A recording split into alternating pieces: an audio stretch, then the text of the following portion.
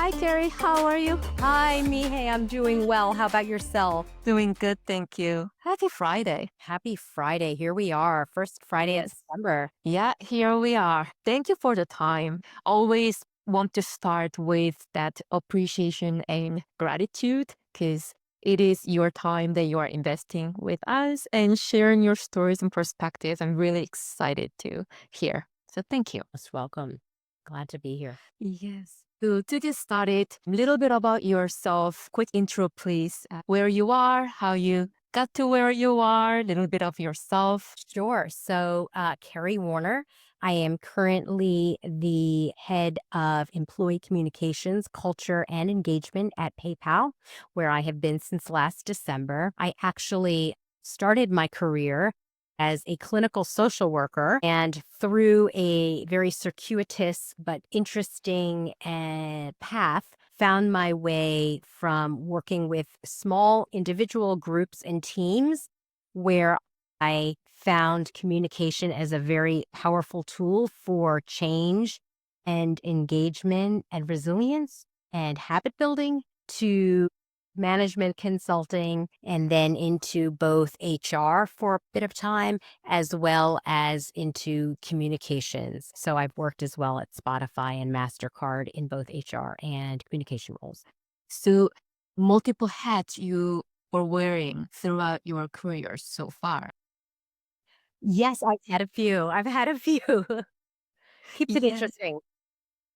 for sure. The diversity of things that we jump in, I find that interesting, motivating, and inspiring. So, yeah. What about your current responsibilities that you find most rewarding and fun? Hmm. It's a wonderful question because we are actually about to launch our first ever Employee Appreciation Week at PayPal next week. And so when you said the word fun, that was the first thing I really thought about. And so we took what is generally a day, Employee Appreciation Day, which happens in March, and decided to make it a week, but do it in September, and really wanted to use that time for employees to help them find fun and connection and belonging and feel a genuine sense of appreciation throughout the week. So we have a number of different events and experiences planned. We have a highly engaged group of leaders who are going to be doing surprise drop-ins on Zoom calls, who are going to be who have had wonderful things to say about their teams that we will feature globally and write some personal blogs that really talk about the spirit of communication and things that they have found to be particularly helpful nuggets as they've navigated their own careers. Wow. It sounds like it has both in-person elements and virtual communications elements. That's right. So, one of the things that I found really interesting when I came to PayPal is the level of investment that they put into driving a really positive and engaging in person experience. So, we have a number of different offices around the world. And the intent is that when folks come into the offices, and we're a hybrid, we have hybrid work schedules. So, people are in the office generally 2 or 3 days a week. And that when they do come in, we don't just sort of have great snacks and call it employee experience, but rather we also have programming. And so I'm responsible, my team is responsible for what do those events and experiences and those programs look like when people do come to the office. So a couple times a month, a few times a month, we might have different things. So behind the badge, getting to know who people are is something that we're exploring. But we also have product talks, kinds of other events that help to, again, kind of build connection and community for employees. And so for Employee Appreciation Week, we're doing a lot of things in person for people that are tied to offices, if you will. And then for our remote employees, we are doing some special things just for them as well. How many employees now at PayPal? We have about 25,000 employees now. So they should be quite dispersed across continent. Yes, we have employees all over the world. We have employees in Asia, in Europe, in North America, South America, everywhere. Yes. And so then the whole company is involved in this employee appreciation week, not Yes, just. North American team, but globally. Exactly. So my team, I have regional leads around the world in each of the regions where we operate around the world, and we have some things that we are doing from a global perspective. So we brought in our keynote speaker will live stream something for everyone, and there'll be a replay to make it time zone friendly. And then leaders, of course, are doing these surprise drop-ins, as I've mentioned. We have some other things that we're launching that are special. And then each of the more local leaders for the who are responsible for on-site engagement and employee communications on my team have curated a set of experiences for their week based on what employees have sort of said would like to either be entertained by or along with some surprise and delights. And so for example, I put on our Slack. I'm actually in the process of hiring for the role that's just based in New York. So in the interim, I have been in doing that role as well as the role that I have normally. And it's been really interesting to get into the details of this. And I threw out on our Slack channel, hey, here's a little Slido poll. What would you find most engaging and interesting during Employee Appreciation Week if we're to bring someone in, a comedian, a drag performer, that kind of thing. And so it sort of reflects a bigger philosophy I have just about thinking about employees as our customers. And at PayPal, we have a leadership principle, which is working customer back. And so for our team, we're always thinking about how do we work back from and understand our employees and design with them in mind. So what better way to show someone that we appreciate them by understanding what they care about and then delivering on that. And so part of the some of the experiences are meant to be very much a response to that. That recognition is something we humans all want and need, right? It's very much human nature. And it sounds like you're hitting that particular, and also that I'm sure connection building is happening throughout the week as you are going through these programs for employees. Like employees will be able to connect with each other more deeply through this engagement. Absolutely. And interestingly, I've gotten requests from or questions from leaders saying, well, what do you want me to do? Because one of the things that we said was we really want leaders to be seen and heard, and showing up really matters. So we're doing a number of different breakfasts with coffee carts and smoothies and special lunches and cooking demos, but we've asked leaders to be there and they'll say, "What is it, what do you want me to do?" And it's so interesting because really we just want them to connect. We're often so sort of mission or goal driven that we don't take just a moment to say, "Hey, here's who I am. I'm a leader in the company, but who are you? What do you do? What are you most proud of? What do you struggle with?"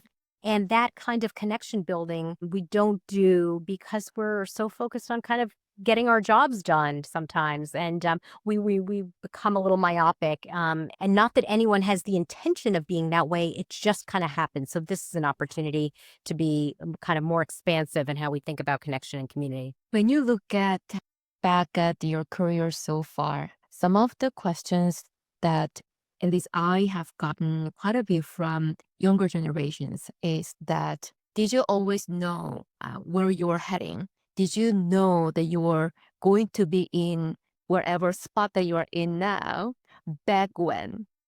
Mm. How was your journey like?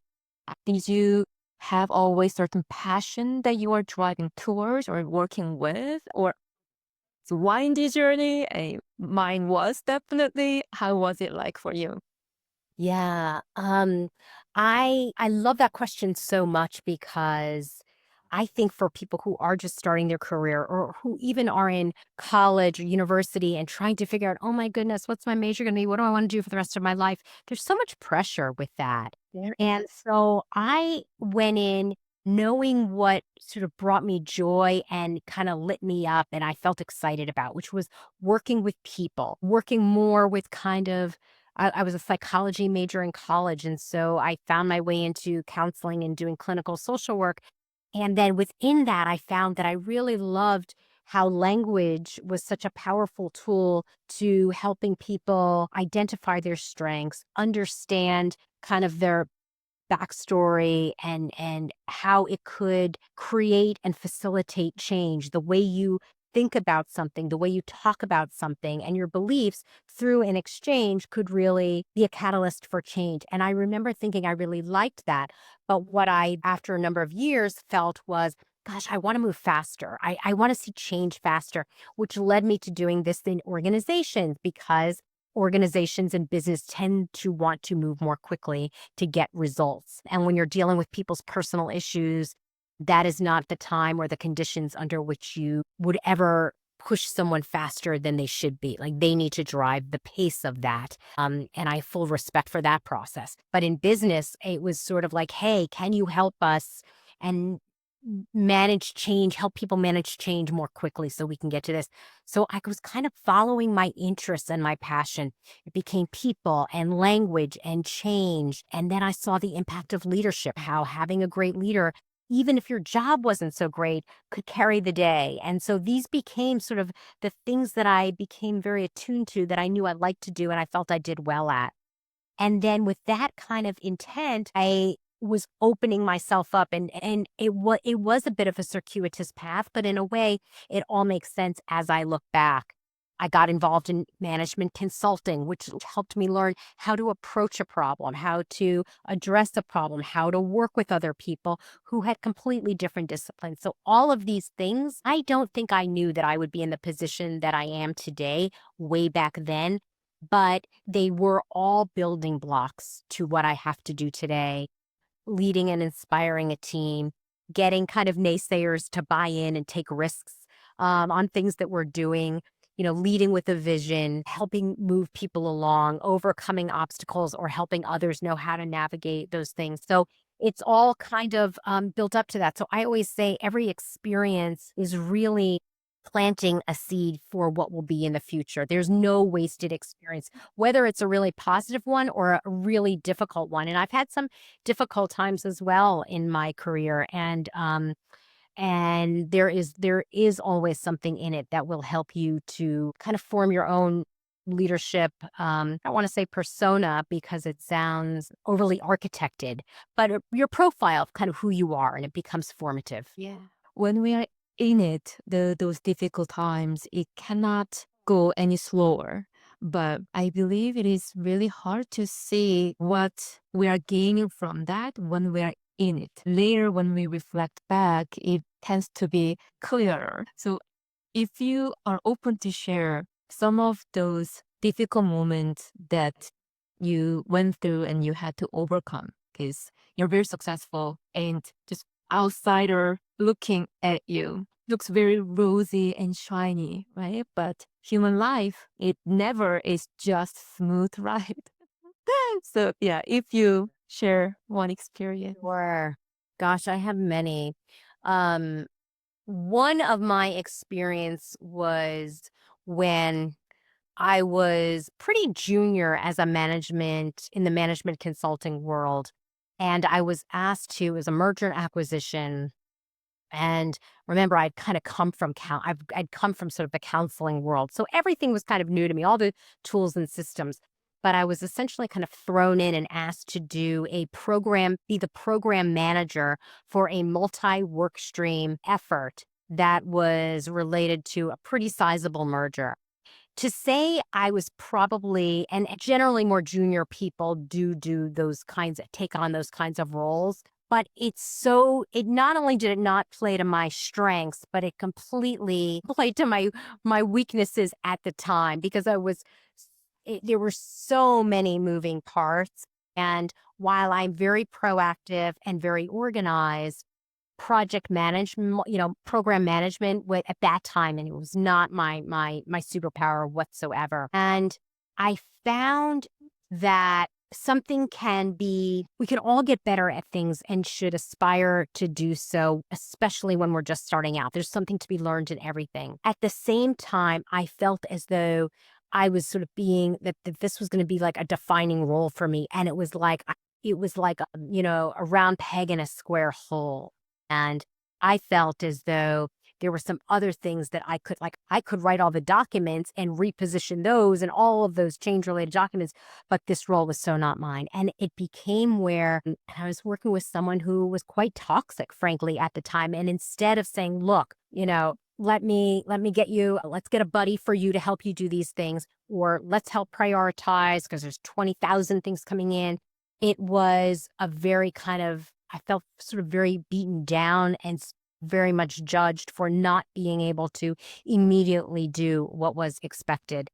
And like I said, it was pretty monumental. It wasn't like a pretty simple project plan. And it's so easy to become and allow ourselves to become or to define ourselves by someone else's perception. And what I learned in that situation was that I needed to remember of, why I was doing all of this in the first place, what I knew I could offer, and that stepping away from something like that wasn't failure as much as it was kind of caring for my own well-being, frankly, because it did get so toxic. So sometimes we can make things better, and we should, and stick it out, and I'm all for that. Other times when things go on too long and you feel as though things become personal and not professional, it is time to make a move. And so I was able to sort of make a move off of that project and spent 5 more years in management consulting, and really loved it and learned a lot. There can be tendencies with all of us that when there are weaknesses or areas of growth that we think we have, we tend to focus on that and obsessed with that as opposed to doubling down on our strength, right? I'm so glad you say that, because it is so true that we all benefits when we play to our strengths, focus on those, double down, and let those weaknesses, my weaknesses are someone else's strengths. And so let me hire that person, bring that in, and then everybody's feeling great about their contribution, operating at the top of their game and continuing to grow. And I couldn't agree with you more. So something you said there that not allowing somebody else's opinions define ourselves. I think that is another thing that many of us have difficulty with. That imposter syndrome, right? I have been suffering that. I think I'm doing better, but still I'm suffering it.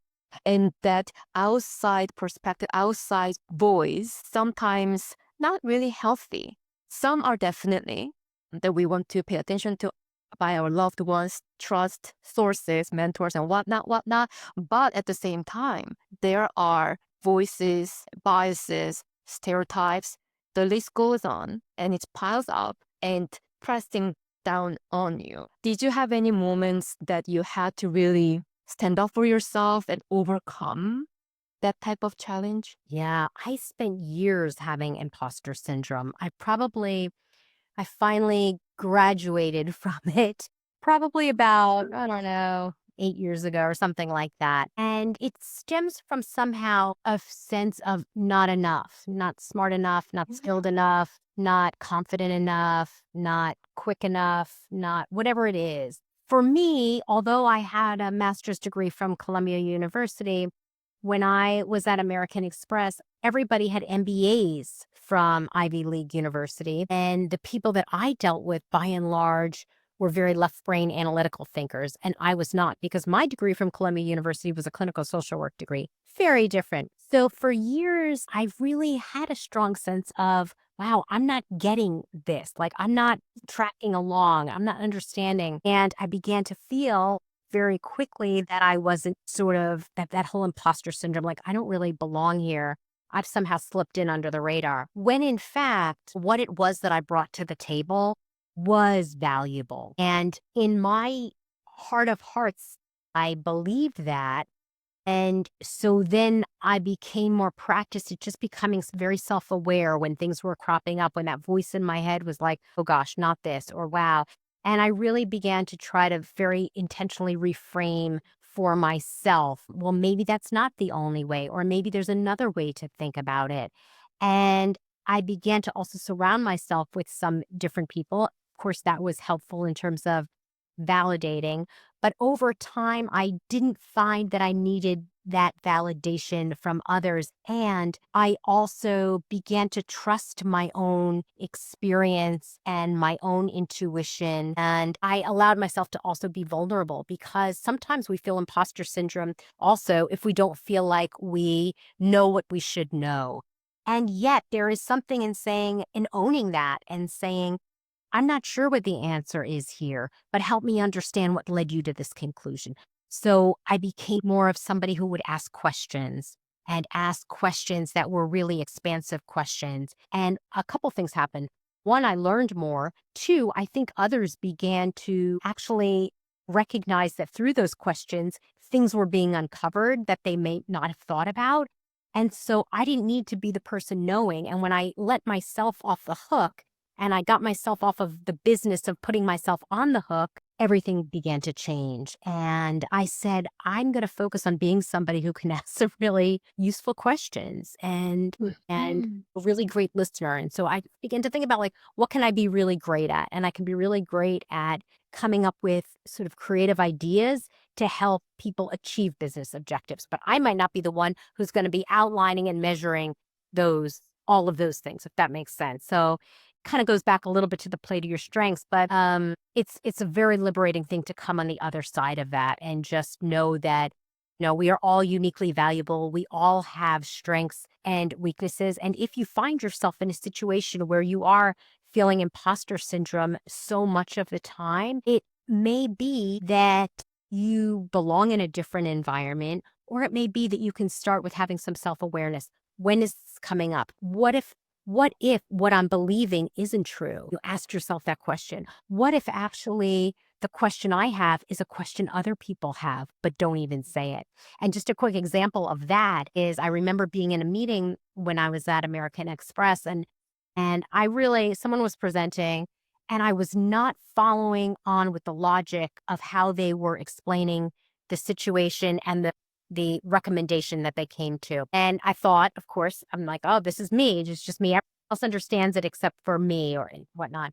And then the president of the entire business unit said, hey, can you help me understand this by explaining it in a way that you would if I were a sixth grader? And I'm like, wow, that was a game changer for me because that's when I realized that being a couple things. One is that there was something vulnerable, maybe not for him, but one could say, wow, you're going to make yourself look like you didn't get that. But what he was saying, and I think this is true, is things should be able to be explained pretty simply.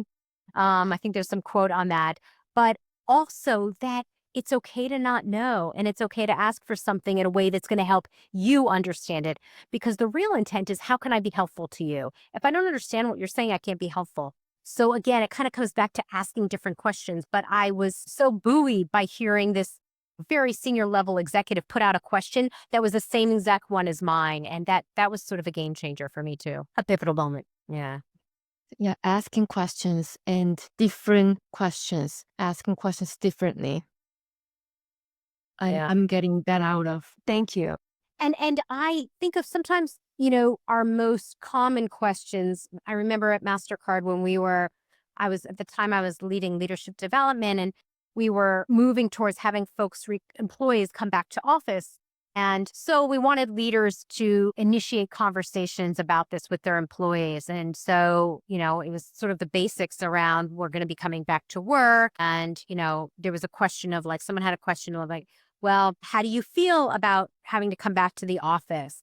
Very empathetic kind of culture and environment at that, thinking how we be really sensitive. And when I really thought about that question, usually when someone says, well, how do you feel about it? It's kind of like a one or two word answer.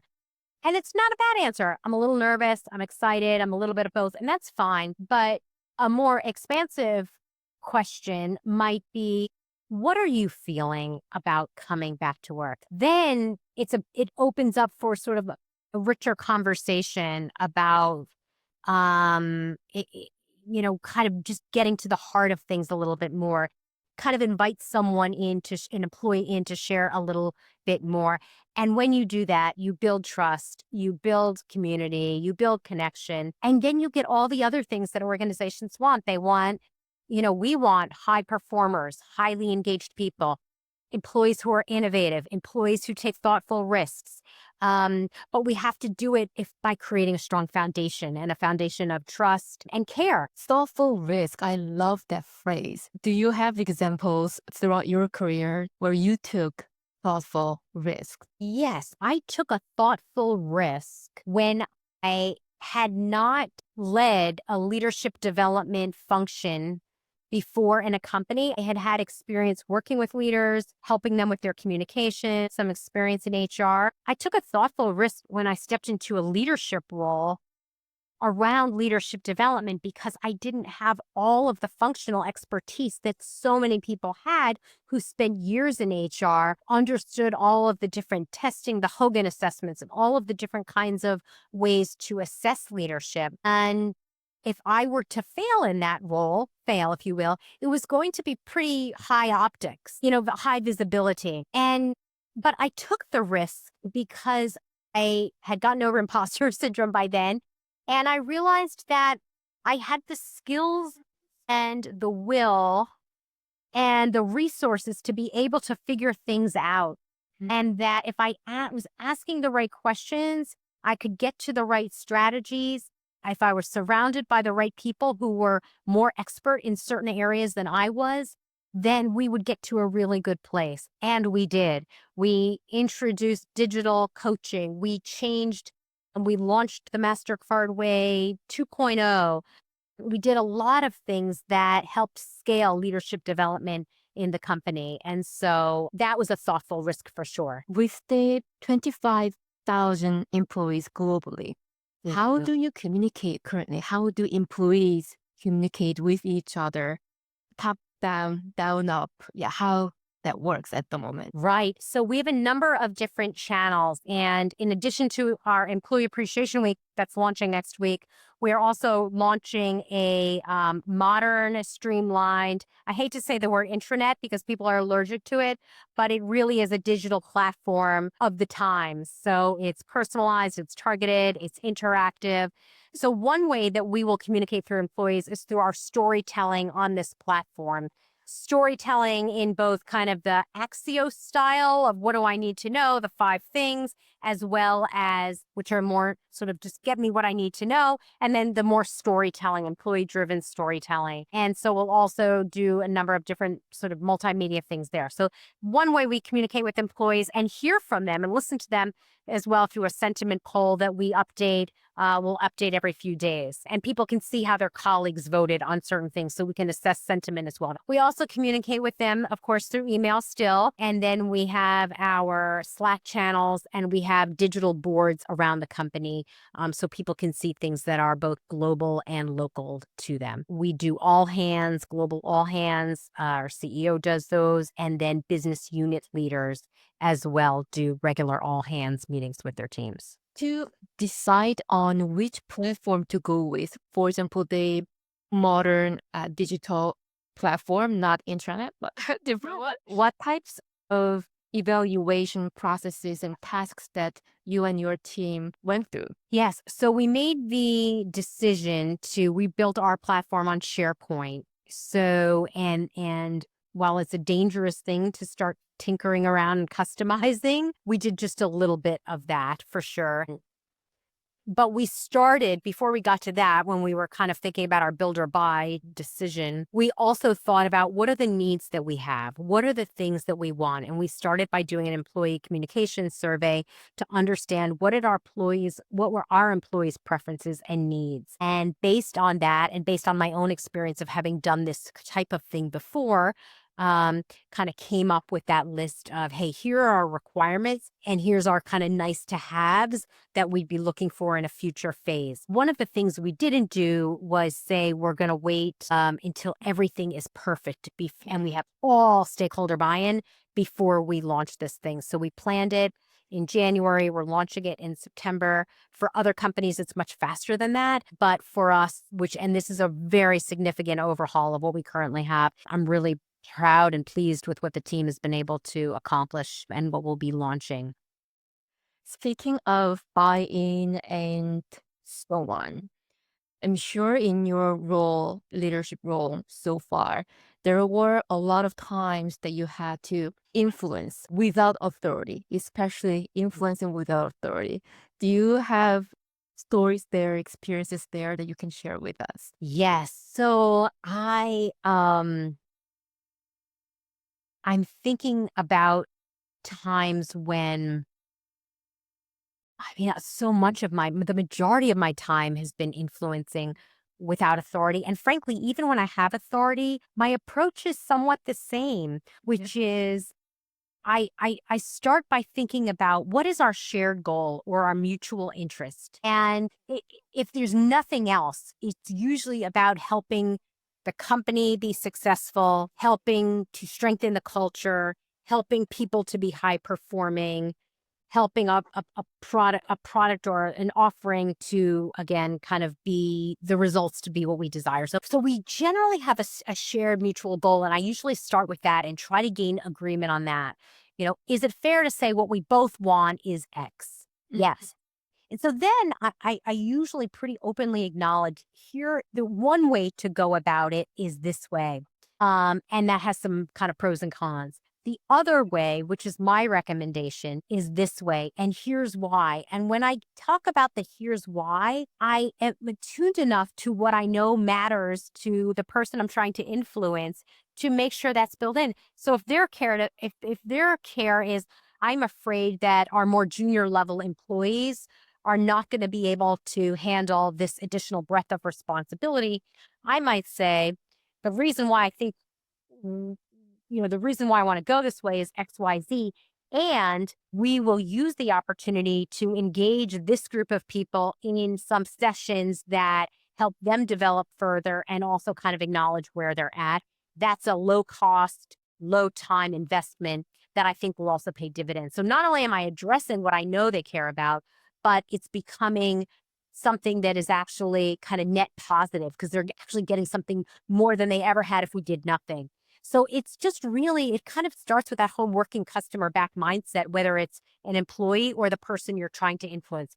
Find the mutual goal, acknowledge that there's more than one way of getting there, know what matters to them, and lay out sort of 1 to 2 courses of action and make it really easy for them to make the decision that you want them to make. And if nothing else, I have also used where I said, like, let's pilot this. We don't have to do it this way forever, but would you be comfortable enough if we call this a pilot and we try it for X number of months, or we roll it out to a smaller group of people, or let's get some feedback? And of course, you can do it that way. And if you come in with data becomes kind of that neutralizer. I'm not trying to convince you. It's this thing between us, this data that is helping to also drive my decision. And I try not to go into any meeting without having some pretty strong data as that will reinforce why it is I want to go in the direction I do. And when I don't, that's when I might say, let's give this a try. Let's give this a try. We'll get some feedback and we can course correct if we need to. I love that. Thank you. Yeah, piloting things so it is not long-term commitment. Right. We're gonna try this together. And any negotiation or influencing or whatnot between humans, we don't want any party to feel like they lost or they gave up or they were pushed aside or pushed away. So yeah, what you described, the mutual interest, finding mutual interest, shared goal. And it's so true. Nobody wants to feel like they are sort of losing. And so, the minute you say "but" to someone, you've kind of negated everything. So, and I know people say, it's kind of out there, yes, and yes, and. I do think there's something important to that. And this is where like language and communication is interpersonal comes back in because someone might say, look, we want to go in this direction. And I'll say, yes, we can do that. And we have to then be willing to tolerate that people may negative things about this in a really loud way at a time when we don't want them to. So yes, we can do that. And that means we have to be willing to tolerate versus yes, but if we do that, employees are going to, Very different. right. Because people will stop listening once you say, but, because now it feels like this. Yeah. What we want is people to remain open and for it to be a real exchange in a dialogue. And so never setting yourself up as sort of it's me against you, but rather we're trying to figure this thing out together. And we might have different approaches to that. Language matters. Language matters. Language matters. Kerri, thank you very much. It has been, I took a lot of notes here. I was taking notes as we were talking. Very rich discussion we had today. Thank you very much. Was there anything else that you wanted to cover and share that I didn't get to ask you yet? I would just say after having done this work in corporate America and other non-corporate America too for so many years, but particularly in corporate America, that and I think women in particular, but we do tend to be awfully hard on ourselves. We say something we wish we hadn't said, or we leave without saying the thing we wished we had said. We make a mistake, whatever it might be. But I try to sort of help people remember that like we are all both, like completely perfect as we are and complete works in progress. And that's okay. And I think giving ourselves a little bit more grace and talking to ourselves as if we would do to a friend who is faced with a situation that we've experienced, it can eliminate some of that chatter and that emotional energy that can bring us down and that we then take from our work life to our home life to whatever else. And so I think that's the thing I would say, like, just have a little bit more self-compassion and a little more, grace for yourself and learn, but don't beat yourself up. Don't beat yourself up, be your biggest fan. I know this thing is out there, commonly used, the airplane safety instruction. You put your Right. mask on first so that you can help others. The self-compassion. Thank you for the reminder. Need to be able to be compassionate with ourselves so that when we are in that right mindset, abundance mindset and generosity mindset, gratitude mindset, and we can be more compassionate with others. Well, that's exactly it. And then what happens is all the things that all good things then come from that really, because we can then speak more openly and honestly to people, even if it's hard. And when we do that, we feel a little bit more at ease. When I'm at ease is when I can do my best work, right? When I can be most creative, when we can be innovative, when we can reach out, when we can be resilient if we fall, because I forgive myself and then I refocus and move on. And so it's not that if you're that way, then oh no, we can't be that way. We're a business. We need to be, hard charging. It's not either or. It's really both and. So that's kind of what interests me about the work that and the role that I think I can play in the places where I work. The ripple effect from that too. When we are compassionate with others, then those others who are impacted by our compassion, they can be more compassionate with others around them, and so on and so on. I have an example here. On the business trip that I did after plane landed, sitting, it was two seat layout. I was sitting on the aisle seat, and the person next to me, he had a bag under the seat, but he left without. He somehow got out first and he left without. And I noticed that. So I grabbed it and ran to catch him, to give that back to him. And as I was running, I dropped my water bottle. And person who was coming behind me grabbed the water bottle. Here you go. We all play our role. Oh, I love that is like the perfect cherry on top of this whole thing. What a beautiful gesture on your part, Mihei, and what a beautiful story. Right? Yeah, Yeah. when we witness something good, we want to be good. When we witness something bad, human nature. Yeah. Oh, it's been such a pleasure talking with you. I love the work you're doing. I love the podcast and keep doing this. It's so wonderful to listen and learn and be inspired. Thank you very much. Oh, you're Just so pleasure welcome. talking to you. Likewise. Bye bye. Until next time. Until next time.